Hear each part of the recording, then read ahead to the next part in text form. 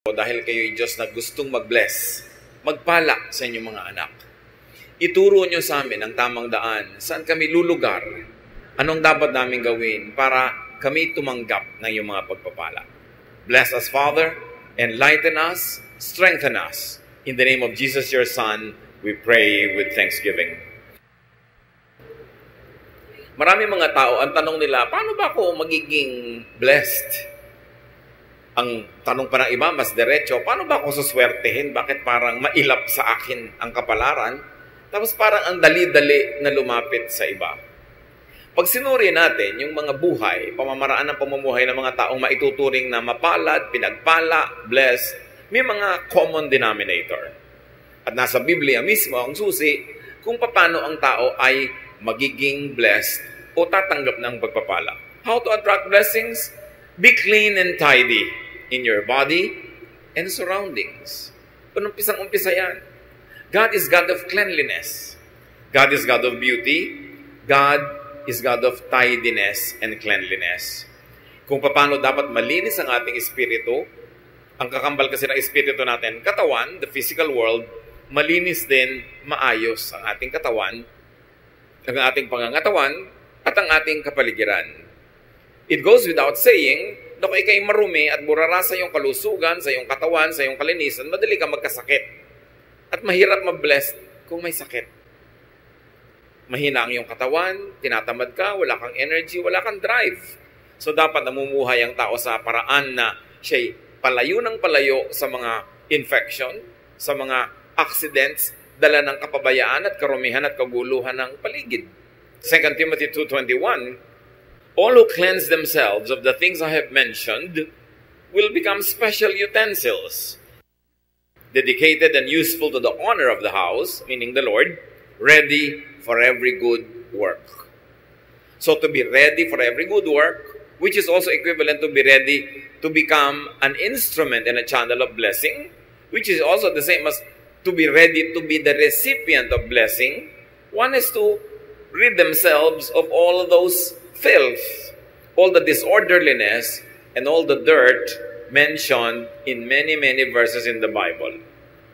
Kaya nga ang kalinisan ng katawan, ng pamamahay, ng kapaligiran at kaayusan nito kasama sa pag-attract ng blessings. Paano ka naman dadapuan ng kapalaran kung ang gulo-gulo, ang dumi-dumi, ang baho-baho, mga kabaligtaran ng katangian ng Diyos? Another way to attract blessing is be orderly and organized, as we have already introduced. Kailangan maayos ang lahat. Ang bahay natin, alam natin kung saan nakalagay yung mga gamit natin. Sa mesa mo, sa drawer mo, alam mo kung nasa ng mga gamit. Hindi halo-halo, gulo-gulo. Kukuha ka ng damit, natusok ka na ng aspilin, natusok ka na ng gunting, napasok ka na ng kawali, kasi yung kawali mo pala, kadikit na nung ginagawaan mo, magulo. 1 Corinthians 14:40, but do everything properly and in order. That is in our spiritual life, in spiritual worship, and also in practical life. God is God of order. Hindi nagbubungguan ng mga planeta, may kanya-kanya silang speed, kanya-kanyang direksyon, kanya-kanyang tinatahak na landas. Merong order ang seasons, kahit ngayon nagkakaroon ng weather changes, may changes lang, kaya para magulo. Pero pagka na-establish na yung change na yan, nasanay na tayo, meron na naman siyang system. May panahon ng lahat ng bagay, kaya dapat may kaayusan. 1 Corinthians 14:33, God wants everything to be done peacefully and in order. Ito man ay sa matataas na spiritual na bagay, hanggang sa mga kaliit-liitang practical aspect of our life. Maayos. Merong predictability, merong system, hindi magulo. Ganyan din, kahit nagnenegosyo ka, maayos ang iyong record keeping, maayos ang iyong balancing ng iyong funds, maayos ang pakikitungo mo sa iyong mga kapwa manggagawa o manggagawa, sa iyong mga kliyente. Kasi pag magulo, hindi ka nakakapag-deliver on time, gulo-gulo ang iyong inventory, paano uunlad ang iyong negosyo? Be positive. And this is very important. Think positive. Be optimistic. Tuwing tayo'y nag-iisip ng negative, ng masama, ng nakakatakot, nakaka-discourage, tatandaan niyo mga kapatid, meron kayong option na yung kabaligtaran nun ang isipin. Na imbes na yung nakakatakot ang isipin yung kapayapaan sa pananalig sa Panginoon. Imbes na isipin mo ay yung nakaka-discourage, pwede yung isipin mo nakaka-encourage. Kung pwede mong isipin ang nakakalungkot, pwede mo ring isipin ang nakakasaya. Choice mo yan. Mark 11:24, everything you ask for in prayer will be yours if you only have faith. This is full of meaning. Lahat daw ng hinihingi mo sa panalangin ay magiging sayo, mapapasayo kung nananalig ka. Ang akala ng iba, ang prayer, yun lang inuusal ng bibig. Yung Lord, magpe-pray na po ako, ito na po ang prayer ko, amen, at yun ang prayer. That is verbalized prayer, only one of the many forms of prayer. But thoughts, words, and attitude are prayers too. Sa palagay nyo ba, kinaklasify ng langit yung prayer na sinasabi ng iyong bibig na merong ending na this I pray in Jesus' name? Inihihiwalay niya ba yon sa mga isipin na pumapasok sa iyong utak?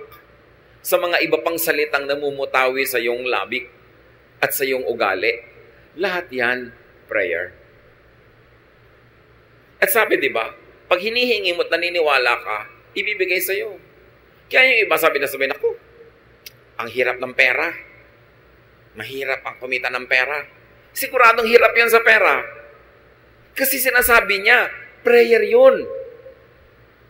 It is a statement of faith. Ano yung paniniwala mo? Na mahirap kumita ng pera. Di ba sabi, when you ask in faith, it will be given to you. Kaya pag sabi mo, yung biyanan ko, wala nang hope yan. Yun nga nangyayari, nawawalan ng hope. Because that is your prayer. Pag lagi mo sasabihin, ang hirap ng buhay. Humihirap talaga ang buhay. Dapat nating malaman na ang prayer hindi lang yung minememorya ng iba at hindi lang yung magagandang mga pananalita na may introduction na magpe-pray na tayo tapos ine-endan mo ng amen. Lahat ng tumatawid sa iyong isip, lahat ng lumalabas sa iyong bibig ay panalangin. Kaya pag sabi ko, wala na akong pag-asa, ganito lang ako, nagiging ganun ka talaga. Kasi yun ang hinihingi mo. And the greatest deception is people don't realize that they are always praying. And only when you think that way, will you realize that it is possible to pray without ceasing. Di ba sabi, pray without ceasing? Pwede ka ba namang hindi tumigil manalangin? Yes, kasi pati ang iniisip mo, panalangin. Pati ang panaginip mo, panalangin. When it crosses your mind, it registers in heaven. Because we connect with God through our thought. Paano ba tayo kumukonect sa God? Through our hands? Nakikipag-holding hands ba tayo sa Diyos? Through our lips? Through our feet? No. Through our thoughts. And what you think of, get registered in heaven. And when you believe in what you are thinking of, therefore you believe in your prayer, it is given to you. That's why watch your thoughts. Minsan, sarili mong anak, sabi mo, itong anak ko na to, bobo to eh. Prayer mo yun. It is a statement of faith. Pag sasabi mo, wala naman lalaking faithful, di ganun nga mangyayari sa husband mo sa'yo kasi sinasabi mo na eh, pinagdadasal mo na. Bantayan natin ang mga pinagsasasabi natin kasi natutupad. That is the great and mysterious power of the spoken and the unspoken word. It happens. Kasi we were created in God's image. At pag ang Diyos inisip niya at sinabi niya, nangyayari. Pag sinabi niyang, let there be light, nagkakalight. Pag sinabi niyang, let waters and the earth separate, nangyayari. We were created in God's image. May kapangyarihan ang ating salita. That's why with every word you say, you either bless or curse your own life and others. Kaya dapat mag-isip. Attract blessings, speak good, kind, and positive words. Siyempre, birds of a feather flock together. Ang nagbabarka-barkadahan, ibong magkakamukha ng balahibo. At ganun din yun. Kung ang balahibo ng yung ibon ay puro negative, ang ma-attract niyang kabarkada, negative din. Pag kulang ng pananalig, yun ang ma-attract niya. Weakness, failure, fear, kasi magkakabarkada yun.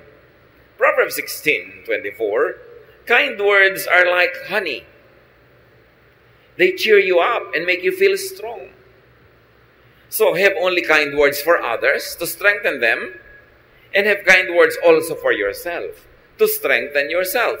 And when you are strong emotionally, when you are strong spiritually, you become strong physically. And when you are physically, emotionally, spiritually strong, you are ready to receive blessings. Blessings go to the strong, to the happy, to the positive. Because magkamukha sila, magkabarkada sila. Prepare yourself to be blessed. Pag may nangyayaring hindi maganda sa iyong buhay, pwede mong yun i-celebrate. Palakihin mo siya. Hindi maganda ang buhay ko, kawawa naman ako, api ako, wala akong talent, mahirap ako. Sige, paulit-ulitin mo at di kanyan iiwan.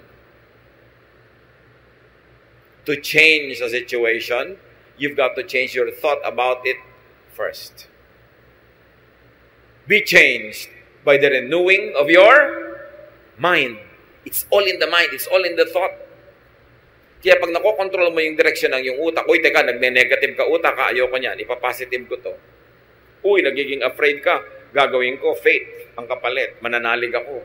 Decision yan. So kind words are like honey. You know, unkind words are like acid. Pag ang bibig mo, lagi ang laman unkind words, parang lalagyan niya na may lamang asido. It destroys its own container. So prepare to be blessed by thinking positive, by being positive. It is a choice. It is a habit to be positive or to be negative. But you know that God is positive. Paano kanya i-bless kung negative ka? Hindi ka handang tumanggap. Another way to attract blessings is to be a blessing to others. Matthew 5:16, make your light shine so others will see the good you do and praise your Father in heaven. When people praise God because of what they see in you, is it too far for God and too difficult for God to bless you? Because He gets delighted when He is praised. And He is worthy of praise. Pero kung napipintasan ng Diyos dahil sa iyo, alam mo na kung anong ina-attract mo na energy. Yung kasabihang talbog sa akin, dikit sa iyo. Pag blessing ka sa iba, tatalbog din yung blessing, didikit sa iyo. Pagka curse o sumpa ka sa iba, tatalbog yung sumpa, babalik sa iyo didikit. Because what you give is what you get. Ganun ang rule of life. What you give is what you get. So when you give blessings, anong ibibigay sa'yo ng kalangitan? Kundi blessings din. Kaya yung mga mararamot, yung mga mahilig na gumawa ng masama sa kapwa, manira, hindi nila alam, sarili nila ang magiging sira pagkatapos nun. Bumabalik at bumabalik sa atin parang boomerang ang lahat ng ating hinahagis. Kaya kung dumudura ka sa langit, sa mukha mo rin lalaglag ang iyong dura. Pagka nang aapi ka ng kapwa, may balik yon. Pag naninira ka, gumagawa ka ng masama, may balik yon. Kaya nakikita nyo most of the time, yung mga chismosa, hirap sa buhay. At kung hindi man sila nahihirapan ngayon, baka bukas pa. Pero kadalasan, isipin nyo lahat ng chismosang kilala nyo sa buhay nyo. Mga hirap sa buhay. Kasi negative. Kasi laging naninira. You attract blessings, give. Be a giver of good things. Be generous with what you give. Proverbs 11:25, be generous and you will be prosperous. Help others and you will be helped. Napakadali namang maintindihan. Gusto mo palang lumuwag ka sa buhay, sumagana, maging mariwasa, maging palabigay, at palabigay ng pabulosong paraan. Kasi sabi, pag tinutulungan mo ang iba, tutulungan ka rin ng Diyos at ng iba. Yan ang sikreto para lumuwag ang buhay. huwag kang maramot. Nakikita niyo yung mga mararamot? Mga hirap na hirap din sa buhay. Kuminsan, ang damot-damot, laging nanlalamang, nakakaipon ng konting pera, tapos biglang isang grabeng sakit, ubos ang pera. Nagbabalansi lagi. God is the greatest accountant. Laging may debit, may credit, laging may balance. At binabalansin ng langit ang lahat ng negative na binibigay natin sa kapwa at sa mundo. At ganon din ang positive. Ibinabalik. What you give is what you get. Yan ang rule ng kalangitan. And you keep what you give away. Parang baligtad. Pero ganon talaga. You lose what you are trying to selfishly keep for yourself. But what you try to give comes back to you. And even if it doesn't come back to you the moment you give it, the mere fact na may ibinigay ka, ibig sabihin na una ka nang tumanggap. Kaya pwede ka na magbigay. Kaya kahit hindi ibalik yon, panalo ka na rin kasi may naibigay ka nga. Ibig sabihin, may natanggap ka na noon pa. Kung hindi, wala ka namang ibibigay. You attract blessings, be industrious. Kailangan masipag. Pag kami nagtatanong sa akin, young person, namimili kung sinong papakasalan among several choices, everything being equal, anak, sasabihin ko, tingnan mo kung sino yung masipag. Yung masipag, malayo yan sa gutom, lalo't smart. Pero kahit gwapo, tamad, gutom yan, at pag kumakalam na yung sikmura mo, hindi ka tayo magugwapuhan dyan. Kailangan masipag. Masarap kasama ang masipag. Magaan kasama. So, be industrious. You want to attract blessings? Alam nyo, God is God who works. Sabi niya, 6 days you should labor, and the 7th you should rest. So, 6 days of work, bago ka magkaroon ng 1 day of rest. Hindi katulad naman ng iba, 6 days of rest, 1 day, rest pa rin. Walang work, tapos gusto magkapera. Work well. It's not enough that you work well. Para yung quality ng trabaho mataas. Nakakalungkot naman, ang sipag-sipag mo nga, pero napakaliit naman ang sweldo doon sa pinagtatrabahuhan mo. Dapat humanap ka ng iba na yung sipag mo masusuklian ng tamang katumbas na sweldo o kita o tubo. Kasi marami naman masipag, kaya lang hindi smart. Nagasgas na, napagod na, namatay na katatrabaho, pobre pa rin. Kasi yung kanyang ginagawa, hindi sapat yung kinikita niya sa kanyang pagod. Dapat sapat para sulit. Kung magtatrabaho ka ng 7 taon, 10 taon, 50 taon, dapat mas marami kang kinita kaysa nagtrabaho ka rin ng ganung kahaba na ang konti-konti ng kinita mo. Be productive. 1 Thessalonians 4:11. Try your best to live quietly, to mind your own business, and to work hard, just as we taught you to do. So, hard work. Focus on what you do, not on what others do. Pag lagi kang nanonood sa buhay ng iba, hindi ka makakapamuhay ng sarili mong buhay. Kailangan nakafocus ka sa ginagawa mo, hindi sa ginagawa ng iba. Then you can go deep, and you can go high, and you can go wide, and you will achieve more. 2 Thessalonians 3:10, we also gave you this rule. If you don't work, you don't eat. Naku, kung ang mga Kristiyano lang, susundin ito, karami ka mag-anak na ililibing sa gutom bukas. Pero mahilig kasi tayo magpremyo sa tamad. Bakit yung tamad? Laging sinusuportahan. Tapos yung masipag, ang pinaparusahan, sa kanya ipinapasan ang lahat ng gastusin ng mga tamad. Ito ang turo sa Biblia. Hindi ka nagtatrabaho, die. Mamatay ka sa gutom. Liban nila ikay sobrang tanda na, sobrang bata pa, o sobrang may sakit. But if you're able-bodied, you should feed yourself at least. Hindi mo dapat inaasa sa iba ang kakainin mo.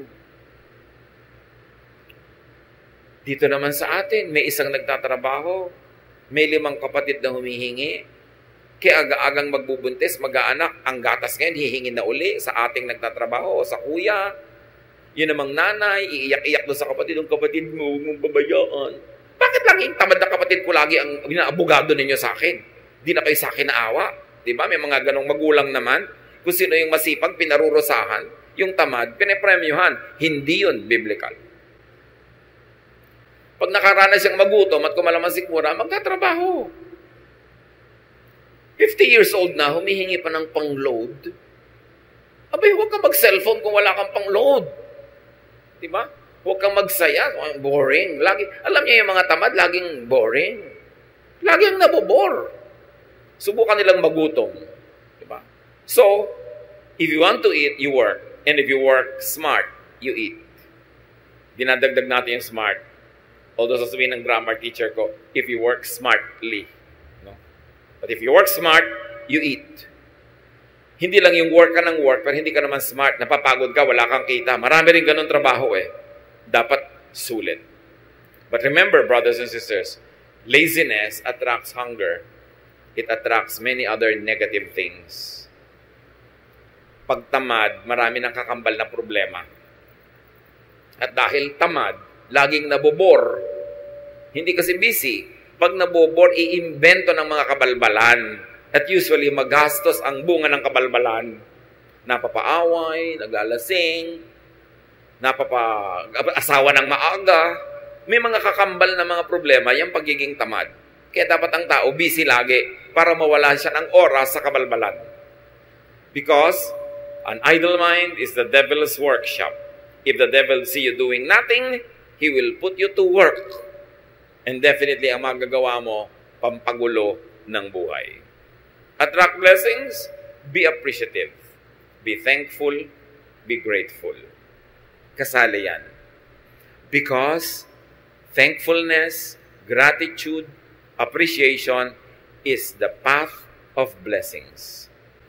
Kung baga ang ilog, merong dinadaanan niya na landas. May ruta yan, di ba? Ang gano'n din ang blessing. May ruta yan. Ang dadaanan niyan, yung mga pangpang ay thankful, orderly, beautiful, grateful, positive, productive. Doon dadaan ng ilog yung agos ng pagpapala. Pag ikaw hindi ka appreciative, hindi ka mapagpapala. Yung binigyan ka, tapos nagrereklamo ka pa, ba't ito lang? Sa susunod, di ka na mabibigyan. Pinautang ka, dapat ang appreciation mo is magbayad ka na maaga, mabilis. At kung pwede, dagdagan mo pa ng kung ano mang interest in cash or in kind. Para mamaya, uutang ka na naman, nagmamadaling pautangin ka. Pero kung hindi ka nagbabayad, hindi ka na makakautang uli. Mawawala na ang kanang credit, liliit ang mundo mo, natatanggal lang yung blessing. Ang mga nagbibigay, nagreregalo, nagpaparaya, siyempre, inaasahan din naman nun, magpapasalamat ka. At pagka hindi ka nagpasalamat, kahit hindi nila sabihin, dinaramdam din nila. At sa susunod, tatamarin na sila na tumulong sa'yo. Dapat appreciative. Nagpapasalamat lagi. Merong isang asawa, niregaluhan ng husband ng isang blouse, pagbukas ng bag ng regalo, ang sabi agad, ay, hindi naman ganyan ang color na gusto ko. Sabi ng husband, lamunin mo para mawala yung kulay na ayaw mo. Dahil binigyan na nga, nagre-reklamo pa. May mga ganun, bibigyan mo ang hahanapin, kapintasan, reklamo, etc., etc. Pasalamat ka, binigyan ka ng blouse. Pasalamat ka, binigyan ka ng ganito, ng ganun. Hindi yung magre-reklamo ka pa. Si Jesus, may pinagaling siyang 10 ketongin. Nung naggalingan, nagtakbuhan na pa uwi yung Siyam. Isa lang yung nakaalala, ay, nag-about face, at nagpasalamat kay Jesus. Luke 17 to 19, Jesus asked, weren't 10 men healed? Where are the other 9? Why was this foreigner the only one who came back to thank God? Then Jesus told the man, you may get up and go. Your faith has made you well. Sa 10 pinagaling, isa lang yung na-affirm, na-confirm, at na-cement yung kanyang paggaling. Yung Siyam, hindi natin alam kung bumalik ulit yung ketong nila. Pero isa lang ang in-affirm ni Lord. Kasi isa lang yung nagpasalamat. Mapagpasalamat tayo dapat. Pagka ikay nakakatanggap, bigay ka agad. Sa nagbigay sa'yo o sa ibang nangangailangan, ganun ang pagpapasalamat. Hindi susuluhin mo lang. At magpapahayag ka talaga ng thanksgiving. Gano'ng karami pa ngayon ang nagpapadala ng thank you card, kahit sa text. Hindi yung pagka nabigyan ka na, nakalimot ka na. Pagka masaya, nakakalimot, pag lang malungkot nakakaalala. ang mangyayari, masisira ang papel mo. Hindi ka na kakatuwaan ng iyong kapwa. And you know, we all need help to succeed. We need help in the beginning and in the end. But people help only those that they like. So pag nadala sa'yo, hindi ka appreciative, hindi ka nagpapasalamat, wala man lang mahita at mapala sa'yo sa kagagawa sa'yo ng mabuti, mauubos ang gumagawa sa'yo ng mabuti, liliit ang iyong mundo at mawawala ang iyong mga blessing. Matthew 7:7, ask and you will receive. Search and you will find. Knock and the door will be open to you. But remember, you ask, seek, and knock with your thoughts, with your words, with your actions. Lahat yan, prayer. Kahit hindi ka mahilig sa formal prayer, group prayer, corporate prayer, kung ang thoughts mo lagi, words mo at buhay, ay nakasang-ayon sa mga katuruang ito, nagdadasal ka actually. At dinidinig ang iyong dasal. Remember, you attract what you think of. Pag ayaw mo, huwag mong isipin. Kasi oras inisip mo na, pupuntahan ka niya. Ayaw mong matakot, huwag kang mag-isip ng nakakatakot. Huwag kang manood ng nakakatakot, huwag kang makinig ng nakakatakot, kasi oras na pinapasok mo yan sa utak mo, hindi ka na niya lulubayan, lagi ka niyang tatakutin. Pagka ayaw mong ma-discourage, huwag ka makipagkwentuhan sa nakaka-discourage na tao. Kung ayaw mong makaladkad ka sa mga gulo at chismis, huwag kang makipag-usap sa mahilig sa chismis. You attract what you think of. Kaya yung lagi mo iniisip, may sakit ka, natatakot ka, mamaya may sakit ka na nga. Isipin mong malusog ka. Because ang iniisip is a declaration of faith. And when you believe in it, it will happen. Ganun ka-powerful ang ating mind. Kasi mind of all our body parts, mind is the throne of God. Doon talaga nakatira ang Diyos. At yun ang inaagaw ni Satanas, yung mind mo rin. Gusto niyang tumira din siya doon para yung mga isipin niya, ang pumasok sa isip mo, yung mga pananakot niya, yung mga panggigipit niya, pagpapahirap niya, pag-aakit niya, utak ang pinag-aagawan. Kaya dapat iloklok natin sa ating utak ang Diyos. Hindi si Satan. Hindi mga negative, hindi mga nakakatakot, hindi mga nakakasira ng loob. You attract what you think of, you attract what you say. Watch your language. What you say will come true. And you attract what you do. Iyan ang mga prayer. Luke 6:38, give, and it will be given to you. A good measure, pressed down, shaken together, and running over, will be poured into your lap. For with the measure you use, it will be measured to you. Kung anong ibinibigay mo, yun ang tatanggapin mo. Kung paano ka magbigay, ganun ka rin paano tatanggap. So give, and you will receive. Be a blessing, and you will be blessed. Dear Lord, we thank you for these reminders. Salamat sa mga paalala nyo na hindi naman mahiwaga para mabless. Itinuro nyo sa inyong salita